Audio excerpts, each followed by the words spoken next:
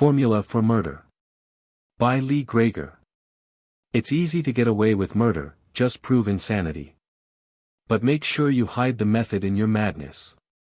Chapter 1.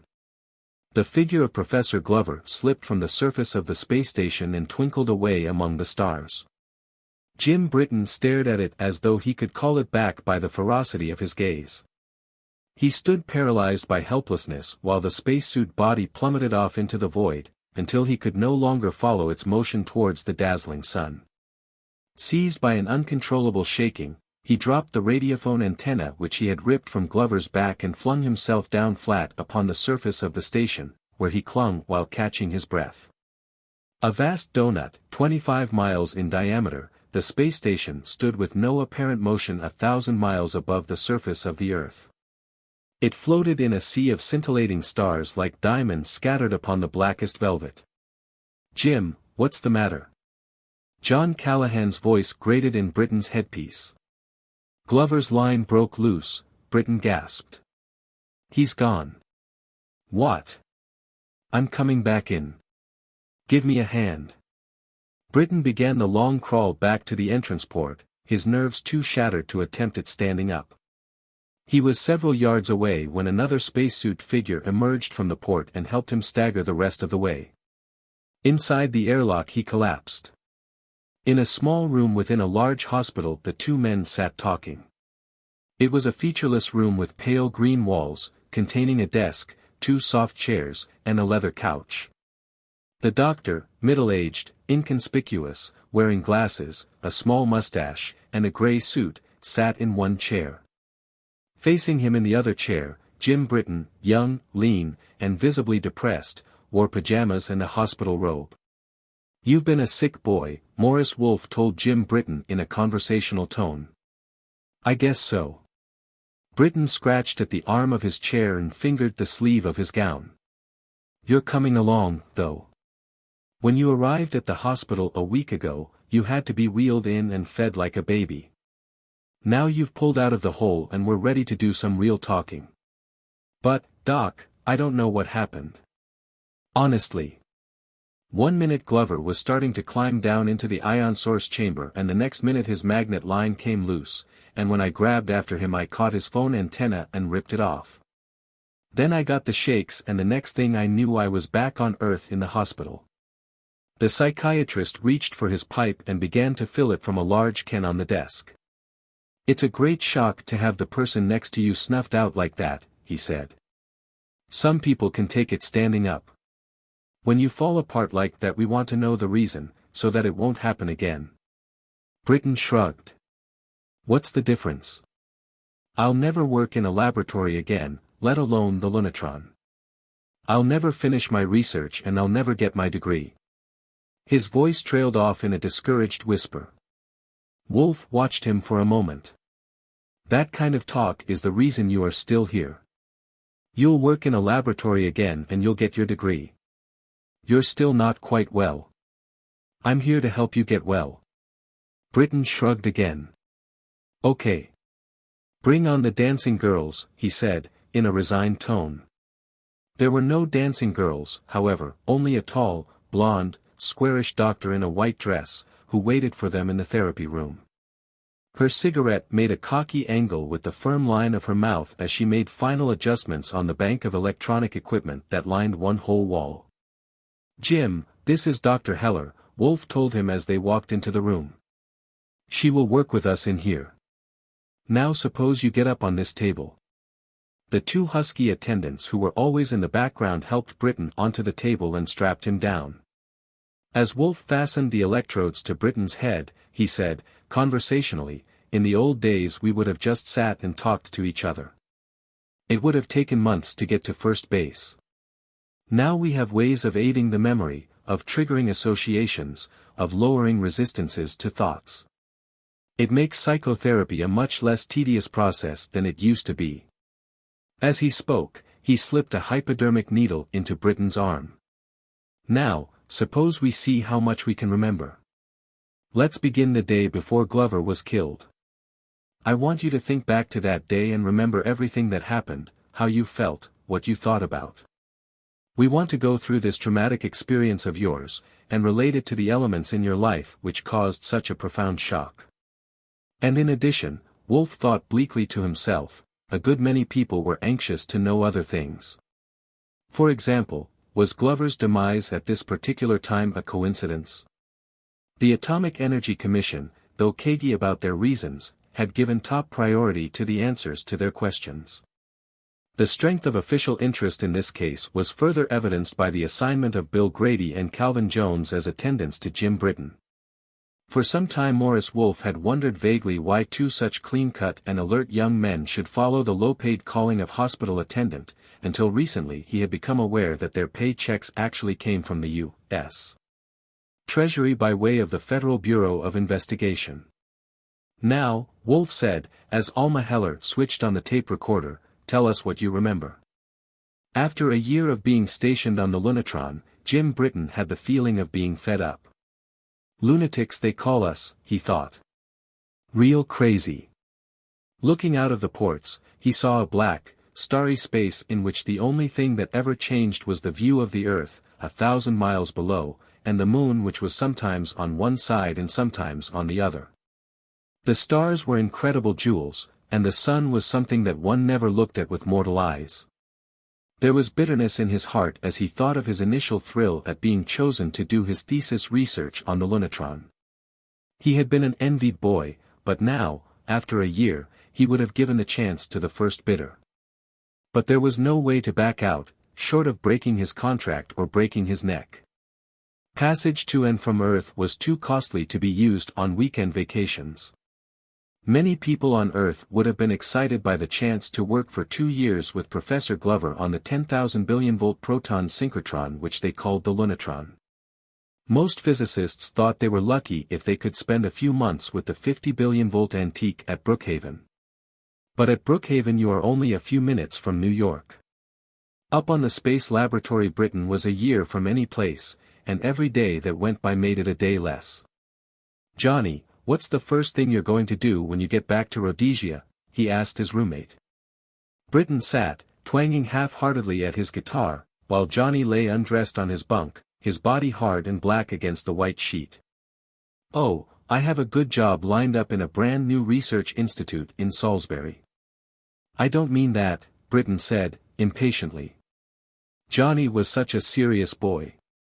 "I mean, don't you think of all the fun you're going to have when you get back to Earth? Don't you think of getting a girlfriend and living like everybody else lives?" But Johnny's deep brown eyes remained serious, and he said, "Coming up here has been a great opportunity to learn something so that I will be able to do good work when I get back. Everybody down there does not get such a chance." Well, Britton thought, that's how it had been with him at first. Now he could think of nothing but walking arm in arm with a pretty girl, his girl, down the street of a big city at night, drinking in the excitement, the feeling of being with other people among the bright lights. Under a sky that would be dark blue instead of black, that might have clouds in it, that might even send down rain, instead of being the stark changeless interstellar space that existed up above. Scientists aren't supposed to have thoughts like these. But Britton was young, he was homesick, and he was bored. A young, homesick scientist cannot remain a solemn, dedicated, single-minded scientist. The next day at work he absent-mindedly switched on some pieces of apparatus in the wrong order and burned out a minor piece of electronics. "Damn it, Britton," Professor Glover shouted at him. "Where are your brains? Replacements are expensive up here. Time is expensive." Britton began shaking with rage. Words rushed to his tongue which he choked down unsaid because Glover had the power of life or death over his degree and these 2 years must not be torn out of his life for nothing. "I'm sorry," he said, in an unsteady voice. "I guess I'm not all here today. It won't take long to repair the damage." "Never mind," Glover said. "You're coming off the project, anyway." Britton stood still. The anger roared back into his head. "I'm coming off the project? What happens to the year I've just spent?" Glover suddenly seemed more embarrassed than angry. "I'm sorry, Britton," he said, "but it's for your own good. This project has just become classified and you'd never get a publishable thesis out of it." Britton stood there looking at Glover. "This is a hell of a time to tell me," he exploded, finally. "What's become so secret about this experiment?" "Obviously, I can't tell you. I'm sorry, but we'll make it up to you somehow. We'll think of something you can do while you're here, and if necessary you can stay a little longer." "Stay longer?" Outraged, Britton fled to his room. It was all he could do to stick out the remainder of his 2 years. He could not sleep that night. Little teeth of anger nibbled into his mind, while the basic question repeated itself in endless circles. Why had his experiment been pulled out from under him? Fundamental experiments in high-energy particle physics were not generally classified secret. What were they doing which had suddenly become so important? The general purpose of the space laboratory was to gather basic information about the laws of nature. The optical telescopes studied the planets as well as the farthest nebulae, unimpeded by atmospheric disturbances. The tremendous 25-mile diameter radio telescope pinpointed shortwave radio vibrations from all parts of space. The solid-state group could study the properties of matter in a vacuum chamber of rarity unattainable anywhere on Earth. In Jim Britton's group, known variously as the Elementary Particle Division, the Lunatron Group, or simply as the Lunatics, the topic of investigation was the meson. A long time ago people had considered atoms the most elementary particles. Then they found out about protons and neutrons, which were the bricks that made up the atomic nuclei. A little later, when scientists learned how to build atom smashers such as the 2 billion-volt proton synchrotron, they found that they could knock mesons out of the nucleus. And they decided that the protons and neutrons were not so simple after all. Year after year the atom smashers had become bigger and bigger. There came a time when they could not be built on the surface of the Earth any longer, so a space laboratory was conceived, built around the donut of the 10,000 billion-volt proton synchrotron. Protons, whirling around for thousands of cycles in this vast donut, 80 miles in circumference, could acquire energies equal to those of the most powerful cosmic rays. Even mesons shattered at this energy. By inspecting the remnants of these broken mesons, scientists could begin to get some idea as to the ultimate structure of matter and energy. Now, Jim Britton thought, what was there about this work that should suddenly become too secret to be published? Peace had reigned on Earth for many years, and it was once more fashionable to think of science as being free and unbound by security regulations. But not, apparently, here in Glover's private domain. Rephrase the question, Britton thought. What was there about this work which had suddenly made it desirable for Professor Glover to take Britton off the project?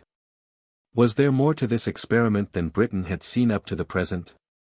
Sitting through the night, Britton thought and calculated, filling his desktop with paper, feeling the frustration of a scientist who spends day after day with the details of an experiment, pushing buttons, reading meters, soldering wires. Until he begins to lose sight of the ultimate aim of the project. As he fell asleep, long towards morning, his anger was still at a furious temperature, filling his mind with dreams of a tormented, violent nature, which he forgot promptly upon awakening. Professor Glover stopped by to see him as he ate a late breakfast.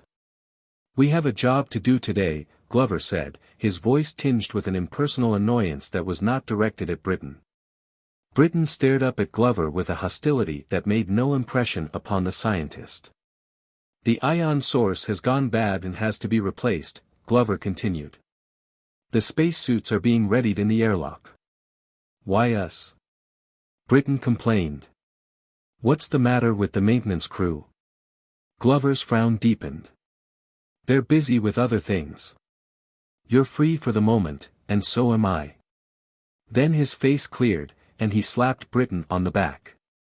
"Come on, fella, snap out of it. It'll do us both good to put on the suits and get out in free space." Britton uttered grumbling noises about, "A guy can't even finish a cup of coffee," and followed Glover out to the maintenance lock nearest the ion source. As he climbed out of the airlock, there again came the sensation of vertigo which he felt every time he stood on this island suspended in nothingness. The circumference of the donut stretched its great arc away from him in both directions, while 12 miles away, at the center of the circle, was the spherical shape of the radiotelescope receiver. The long, slender girders which bound the station together had a fragile, spidery appearance. Britton and Glover walked clumsily to the linear accelerator which projected 1 billion-volt protons into the initial lap of their long journey around the donut. At the far end of the 100-foot tube, within a shielded chamber, was the glass bottle of the ion source. Normally, a brilliant crimson flame glowed within this bottle as numberless protons were stripped from their electrons, to be hurled down the accelerator tube. Now there was nothing but the blackened, dead glass. As they approached the chamber that surrounded the ion source, Britton found that the resentment left over from the previous night had a new object upon which to fasten. Why should he be doing the work that belonged to the technicians? In his anger he lost sight of the fact that Professor Glover was out there doing the same thing. Damned slave labor, he thought. A PhD candidate was at the bottom of the heap, the lowest form of existence, pushed around by everybody else. Glover thought he was being clever, pushing him off the project, making excuses about security, when probably his aim was to keep for himself the Nobel Prize that the experiment was going to receive someday. Thought he could keep his poor stupid student in the dark about the outcome of the experiment, but the poor student wasn't as stupid as he thought. Glover reached the hatch that opened into the ion source chamber and started undoing the fastenings. Suddenly he turned and stared at Britton. "Where's the new ion source?" he snapped. "Don't tell me you left it in the airlock." Britton stammered wordlessly, shocked out of his reverie. "Well, of all the stupid, go back and get it. I'll remove the old source." Glover turned his back and continued to unfasten the hatch. Rage came into full bloom instantly. Without an instant's thought, Britton reached out both hands, wrenched the antenna rod from Glover's back, tore his anchoring lines from their snaps, and pushed the struggling body out into space, where it soon dwindled away into a tiny speck. Chapter 2. Dr. Morris Wolfe leaned back in his chair after Jim Britton was wheeled, asleep, from the therapy room. In a random fashion he let his mind wander over the story he had just heard, savoring not only the facts, but the feelings behind them and the intuitions which they built up in his own mind. "Well, Alma, what do you think?" he said, swiveling his chair to look at the other doctor across his desk. She hesitated. "The story seems satisfactory, up to a point. That is, we've broken through the memory block and have determined that Glover's death was not really an accident, which of course we suspected all along. And we have a motive, of a sort." Wolfe sighed. "Yes, the motive. The boy feels that Glover is cutting him out of the credit for an important experiment, so in a burst of anger he disposes of the professor. There are just two things that bother me about that. Look." He switched on his desk projector and ran through the microfilm card of Britton's record until he came to the examinations which Britton had taken to get the post on the space station. Here we have the standard Jameson test for paranoid personality. Obviously an important item in an examination of this sort. You wouldn't send even an incipient paranoid into close quarters with a group of people for 2 years.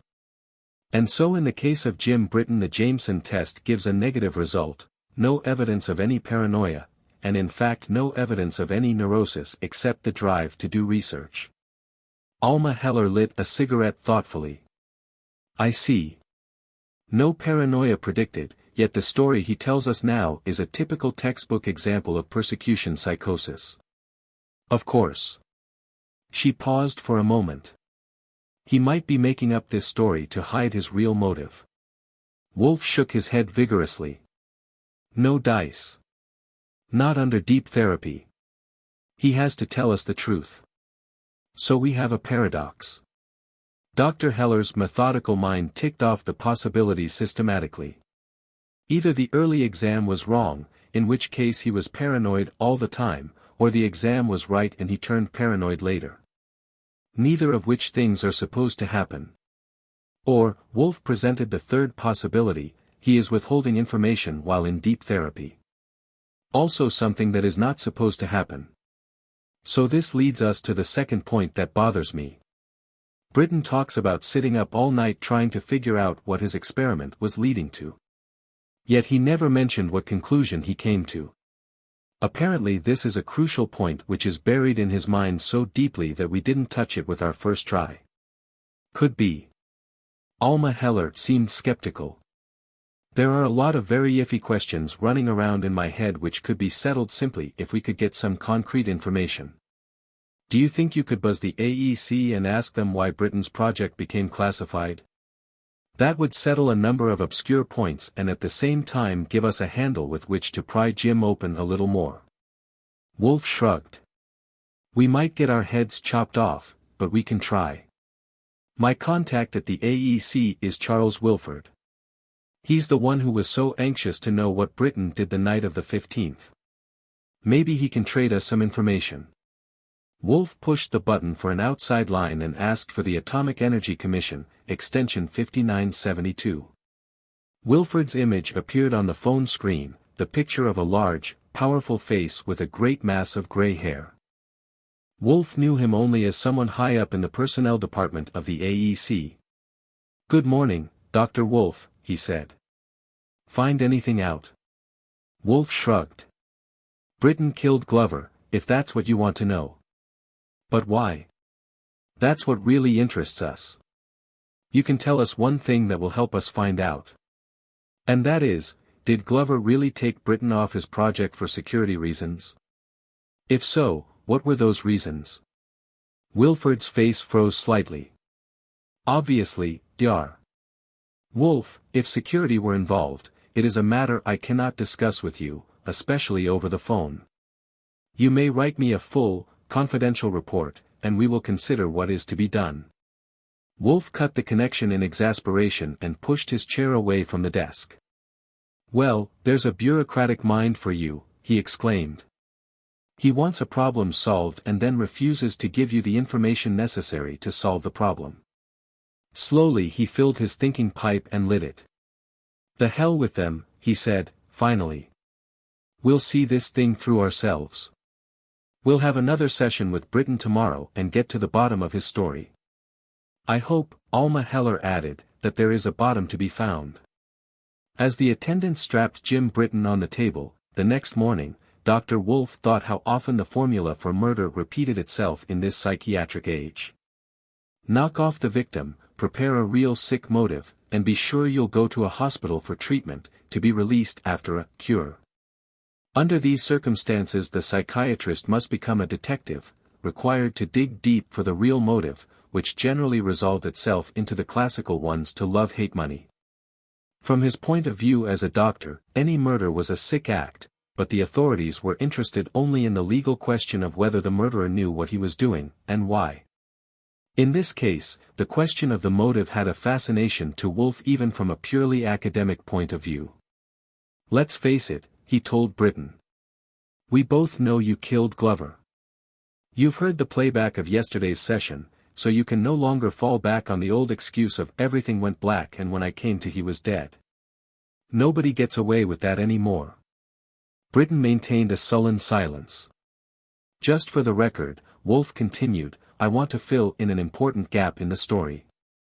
You told us that you sat up half the night figuring out what discovery your experiment was aiming at, but you glossed over what you actually decided at that time. Suppose we return to that night and go over the story once more in a little more detail." Britton continued his silence, and beyond a single hostile glare from beneath half-lidded eyes, gave no expression of emotion. Wolf, as he checked the connections and slipped Britton a hypodermic, was thankful that his technique did not depend upon a friendly rapport between doctor and patient. Presently Britton began to talk. "You're being taken off the project because it has become classified secret," Glover had said, and at a blow an entire year of work had been struck out from beneath Jim Britton's feet.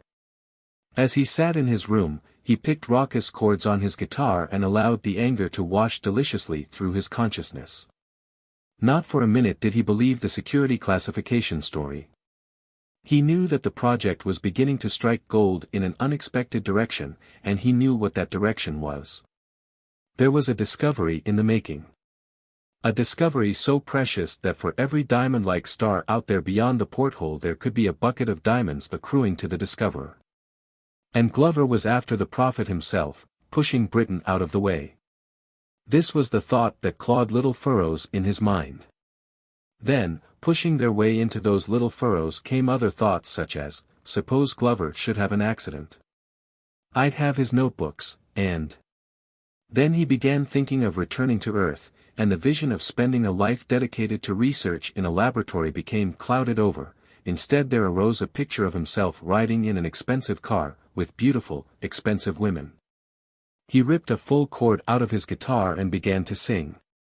In the morning, Glover stopped at Britain's breakfast table, annoyed with word of the ion source burnout. Now how are we going to get it fixed? He demanded, in exasperation. Gamp cut his hand yesterday, Williams had his appendix out a week ago, Langsdorff is busy with the kicksorter, and... Why don't we do it ourselves?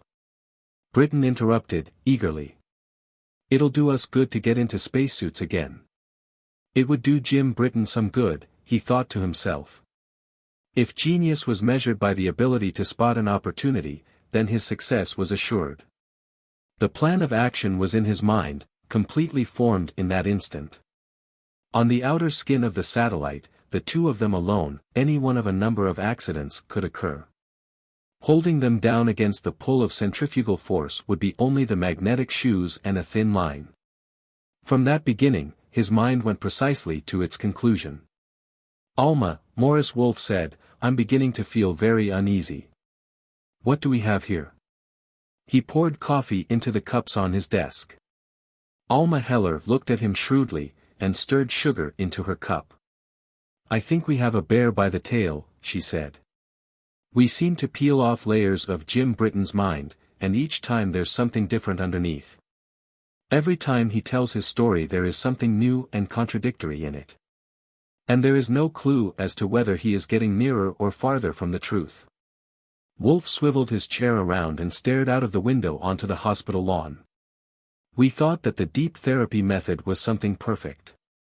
Something that would make a patient tell the absolute truth as he saw it. But our patient is making hash out of it. He lifted his coffee cup and tasted the black liquid tentatively. Follow it through. The first story he gave us was conscious. He said he couldn't remember exactly what happened to him. Okay. This could be a fabrication. The next story he gave under therapy conditions. He said that he killed Glover in a fit of rage because of an argument. Okay again. We could have accepted that at face value, and he would have gotten away with it, except that we got curious about a couple of things. We wondered how the paranoid tinge got into his thoughts, and we wondered exactly what it was that he and Glover were on the verge of discovering. So we tried again. Now we find that he deliberately plotted to kill Glover, and the paranoid symptoms are now so intense that he gives us a completely phony story about making millions of dollars out of the discovery. When everybody knows that you can't patent anything for personal profit when you invent it in a government laboratory. Alma Heller lifted her hand, making a 1 with her forefinger.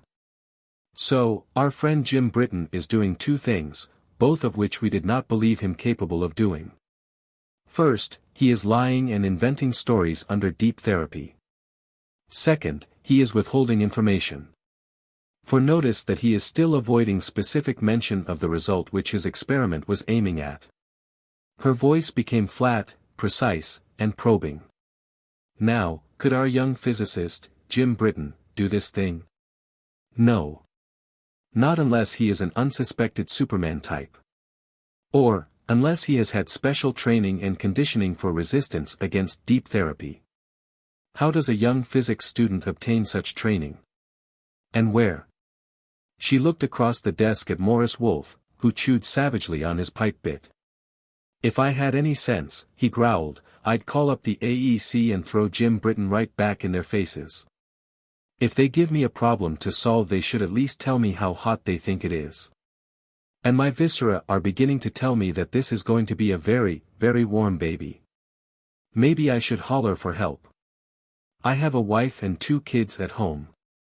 I don't want to get hurt. Who you kidding? Alma wanted to know. You wouldn't let a juicy problem like this escape you just when you have it clutched about the middle. Besides, our two undercover friends from the FBI will be keeping their eyes on things. Let them earn their pay. Okay. Wolf came to a decision. We'll give it one more try, and then we'll call for help. First thing tomorrow morning. In the meantime, there are two things I want. First, I want Britain to have a complete physical examination. The works. Inside and outside. Blood tests, electroencephalograph, tissue specimens, complete X-rays, everything they can think of. Then I'll spend tonight keeping company with Britain while the technicians pull down some overtime pay analyzing the examination results. You have an idea? He nodded. At least one idea. But it needs feeding. That evening Morris Wolfe walked down the hospital corridor past the door of Britain's room. He entered the next door and found himself in a tiny chamber already occupied by Bill Grady. This was no surprise, for he knew that Grady and Jones kept Britain under constant surveillance. He motioned for Grady to keep his seat, and made himself comfortable in another chair, which he placed so that he could watch Britain through the one-way window set in the wall. Through this window he could see every move which Britain made, and through a loudspeaker he could hear every sound. It was not clear in Wolfe's mind precisely what he expected to find by watching Britain, but he knew that if he was to unravel his puzzle, he must know everything about the boy, including the way he walked and talked and combed his hair. For a time Britain sat and read, then paced the floor restlessly, as if waiting for something. Finally he picked his guitar up from the bed and sat down on his chair, tuning the instrument. When he began to sing, it was quietly, as though to himself. Wolfe had heard him sing before, generally folk songs from the southern and midwestern states. Now there intruded into Wolfe's mind a thought which had previously been on the edge of consciousness, and simultaneously his hand reached out to touch the start button on his tape recorder. The manner in which a person sings should reveal a great deal about his early life, about the kind of language he grew up with, down to the very vocal structure which has developed in his body since childhood. As a result there are many types of voices: French voices, Tennessee voices, Italian voices, Texas voices, each with its own flavor caused by the way in which the vocal muscles have been trained by the native language. And also by the way in which people are accustomed to singing in those places. When Wolfe went home that night he carried a tape of Britain's song with him. It was convenient that he did not have to go far for an expert opinion to corroborate what he had already decided as an amateur. He entered his house, the pleasant place with the warm colors, the rows of books, the grand piano, and of course his wife. "Sorry I had to stay late, dear, but there's something important going on." "Something really important. And you can be a big help to me right now." "Me?" asked Lynn. "You're going back to musical therapy." "Not exactly," he said, dryly.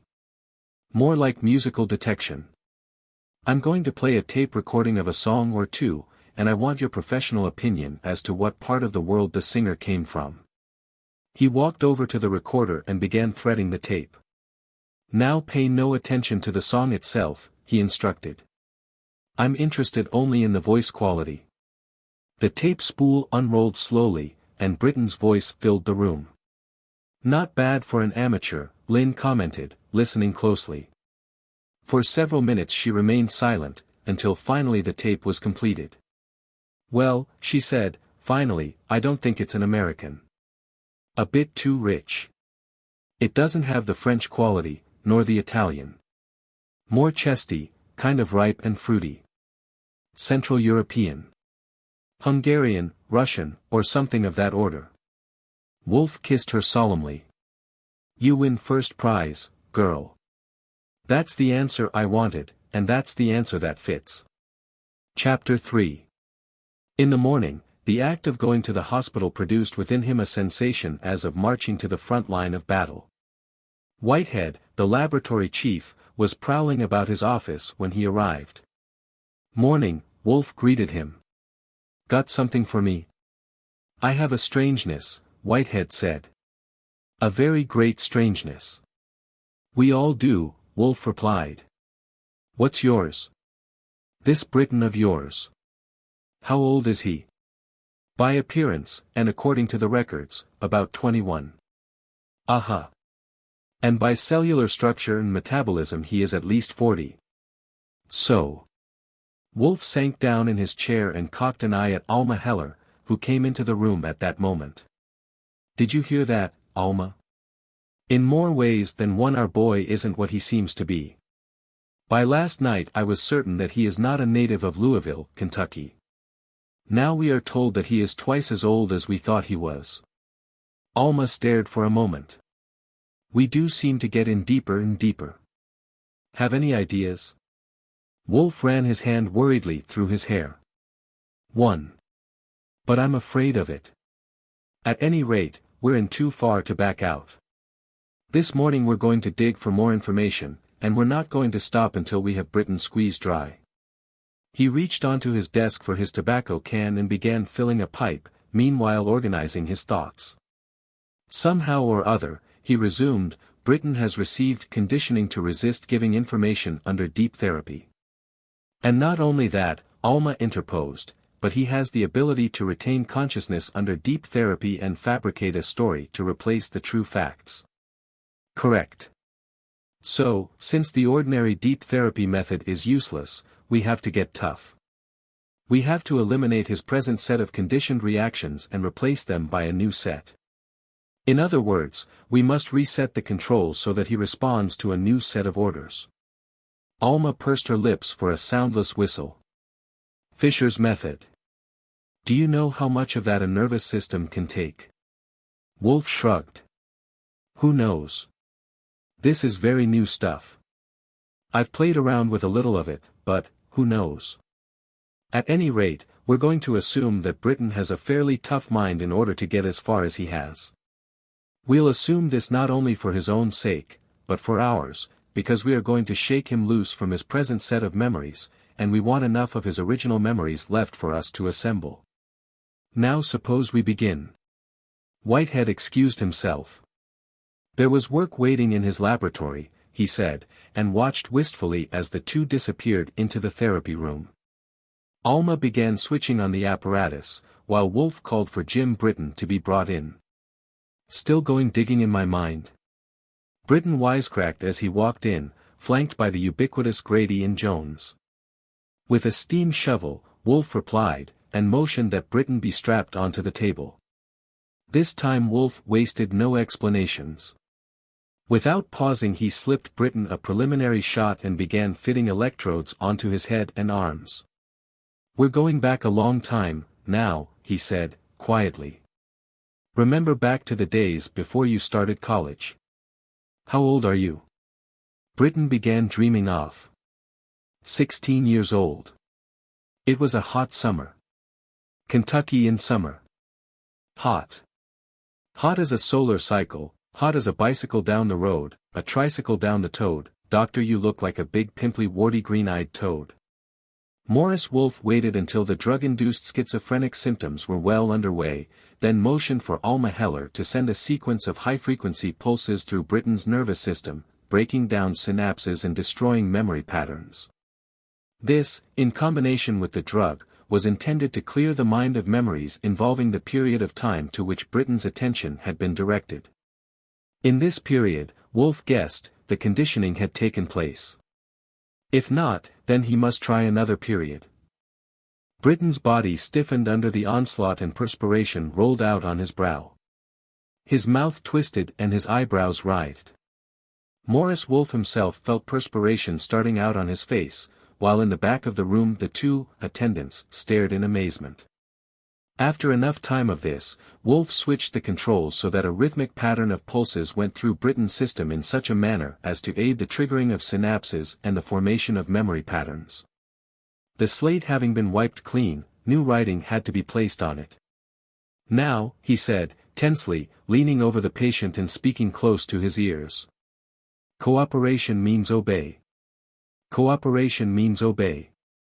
Cooperation means you do what I say. Cooperation means you do what I tell you to do, say what I tell you to say, remember what I tell you to remember. Cooperation is the key word. The words went from Wolf's mouth to Britton's ears in the form of sound waves, were converted into neuroelectrical impulses, and under the influence of the rhythmically repeating pulses, from the machine, circulated around and around through Britton's system, tracing a deeply etched path.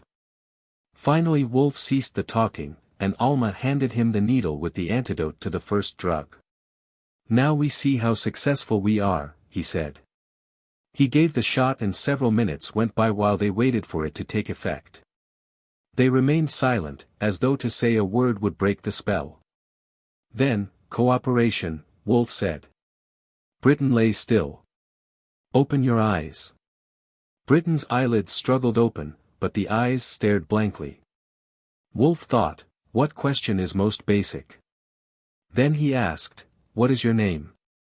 The mouth writhed, and then whispered, "Pyotr Firmenev." There was a small roaring in Morris Wolf's ears, and beside him he heard the intake of Alma Heller's breath. The FBI agents, Grady and Jones, had moved up until they were leaning over Wolf's shoulder. Then, "Where were you born?" Again the whisper from the blank face, "In Leningrad." Then, "Who sent you to America?" "The Society for the Restoration of the Revolution." "What is the nature of this organization?" "It is an underground group pledged to return the Soviet Union to its status as the leader of the world revolution and to overthrow the present appeasers of the capitalist governments." Wolf glowed with triumph. "Get that, Alma?" He gloated, and he turned around halfway and winked at the two men behind him. Alma Heller shook a strand of hair back from her eyes. "The fanatical revolutionaries, now they're trying to overthrow their own government because the Soviet is too friendly to the Western governments." "This is no comic underground group," Wolf said. "There are some big people in it who know how to do things that we're just barely starting to learn about." He paused, and considered his next questions. The time had come to dig in. He phrased his query, "What was your task on the satellite?" Britton's face writhed. Perspiration rolled down his cheeks in a steady stream. Obviously some of the original conditioning remained, causing interference with Wolf's orders. Alma Heller's knuckles showed white and her clenched hands trembled. The FBI agents inched forward, their bodies stiff with impatience. Between hard breaths the words came, "Was on the satellite to watch, new developments in nuclear power, complete conversion, matter to energy." Understanding grew in Wolf's mind with a brilliant glare. Glover had been on the verge of taming the ultimate source of energy, the total and complete conversion of matter, a source of power over 130 times more potent than the hydrogen-helium reaction. No wonder the project had been put under wraps. "So you killed Glover to prevent him from continuing his work. What did you intend to gain by that?" "Somebody else will take it over." "How are you going to develop this power source yourself?" Britton groaned audibly. His back arched and his arms strained against the table straps. Through clenched teeth, "Ruppert, next man in line for Glover's job, one of us." Wolf's eyes opened wide, and he whirled to the telephone. "I'm calling Washington," he began, then stopped in horror. Behind him, Britton's voice said, in a strangely firm tone, "Now is the time." Wolf whirled again. He saw Britton, still strapped to the table, his eyes unglazed, and his facial expression commanding. The FBI men had stiffened, and were standing in place, motionless. "Cover them, and untie me," Britton rapped out, in a voice that was greatly different from the youthful, uncertain tone he had previously used. Grady pulled his gun, backed Wolf and Alma Heller against the wall, while Jones loosened Britton's straps. "So you're one of them, too, Grady," Wolf growled. "And you, Jones. May you burn in hell." "Don't malign them," said Britton, sitting up and rubbing his arms. "They are good, loyal G-men. But they sat outside my door too long, and now they do what I tell them to do." Wolf narrowed his eyes and stared at Britton. "Just what are you?" he demanded. Britton met his gaze, bleakly, and ignored the question. "We have a rendezvous to make. The two of you will escort me to a helicopter that Grady will order." I need not repeat that we are prepared to blast our way out of this place. You'll save lives all around by being as inconspicuous as possible." He indicated that Wolf and Alma Heller would go ahead, while the two agents took up the rear. Out in the main corridor they merged into the confused traffic of the busy hospital, 2 doctors and 2 attendants conducting a patient out. Grady took the controls of the helicopter that waited for them out on the parking lot. As they climbed to a high-traffic lane, Jones took care of tying the hands of the 2 doctors behind their seats. Britton sat beside the pilot, staring through the windshield. "Head due west 100 miles, he said. "Then I'll give you further directions." Wolf looked down through the port next to him and felt his heart constrict as he saw the houses below grow smaller and smaller. One of those houses was his. There was a small figure beside it that could have been his little boy. That was the thought that set his heart beating violently and the adrenaline pumping swiftly through his veins. For himself he didn't care so much, but his son needed a father to come home. He looked at Alma sitting beside him, her face pale and frightened. He wondered how much time there was before the rendezvous. For this was all the time he had. Beyond that were too many unknown factors to consider. He leaned over sideways. "Alma," he said, in a voice not loud enough to carry forward over the roar of the motor. "Tell me exactly what happened when Britton said, 'Now is the time.'" "My back was turned then." "Just what did he look like?" Alma swallowed. She composed her face and turned her thoughts inward, remembering. "There was a sudden change," she said. One moment he was in the trance state, the next moment he was fully aware of his surroundings and in charge of the situation. As though he received a signal at that instant. A signal, Wolf thought. From where? The implication was shocking. "Look at what we have," he continued to himself. "Britton comes to me, under conditioning, ready to act out his part to the hilt. We question him under deep hypnotherapy and he comes forth with a plausible story. We might have stopped right there, but we got curious and began to ask more questions. He brings out another story. Why? Obviously, red herrings to confuse the issue. To stall for time. We apply more pressure, blank out his original conditioning so that he gives us straight answers to questions, and we are getting along fine. Then, suddenly he snaps out of it and into his original, pre-Britton character, all 40 years of him. Therefore there must have been another, deeper level to the control over his mind which we did not even touch. A level activated by a new signal which we did not even detect, a signal which came at a crucial time. Now is the time meant that the stalling was over, that the preparations for Britton's escape were completed. There were still questions to be answered, many blank spaces to be filled in, but at the present instant there was only one question that mattered. The treatment which Wolf had given Britton, had it been at all effective? Was it still effective? There was one way to find out. Morris Wolf leaned forward and called in a loud voice, "Pyotr Firminiev." The man's head snapped around. "Cooperation is the key word." Wolf shouted. Confusion passed over Britton's face as conflict once more knotted his nervous system. Wolf threw his second punch immediately. "Tell Jones to cut me loose," he demanded. "Cut him loose," Britton echoed, in bewilderment. After an interminable interval, Jones laid down his gun, found his knife, opened it, and slashed the cords from Wolf's arms. Wolf's muscles were already tensed. He snatched Jones' gun, lurched forward, and even as Britton's mouth opened to countermand his order, he slugged Britton with the butt of the pistol, hitting him viciously and hard until he lay unconscious on the floor. Then he said to Grady, "You'd better get us back to the hospital," keeping the gun in his hand. But Grady and Jones made no trouble. With Britton out of the picture they obeyed the one obviously in command. Poor boys, Wolf thought. Now they were in need of therapy. As the hospital hove into view, he said to Alma Heller, "We have just seen the real beginning of psychological warfare. Where it took us a whole roomful of equipment to condition Britton's responses to a trigger word, he was able to do it to Jones and Brady single-handed. His method is something we'd like to know. But more than that, Britain himself was conditioned to respond to a signal unknown to us and undetected by us. My God, it could only have been telepathic. Alma Heller's eyes closed for a moment. I think, she said, that psychiatrists are going to reach the same position that physicists did during World War II. Morris Wolfe looked dourly out of the window, watching the hospital balloon up under the helicopter. That's the most unpleasant thing anybody has said all day, he replied.